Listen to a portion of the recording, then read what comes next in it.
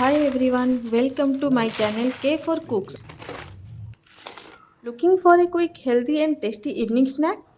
In this video, I am sharing two easy air fryer snack recipes that are ready in just 5 minutes.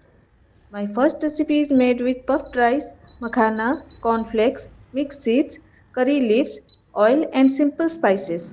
Just mix everything together and air fry at 180 degrees C for 5 minutes for a crunchy and delicious snacks.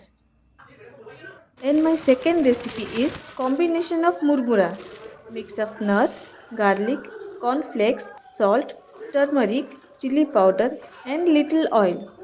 Mix everything well and air fry until crisp. It's the perfect snacks for small evening hunger. Stay tuned for more delicious air fry recipes. Do not forget to like, comment and subscribe. Thanks for watching and see you in the next video.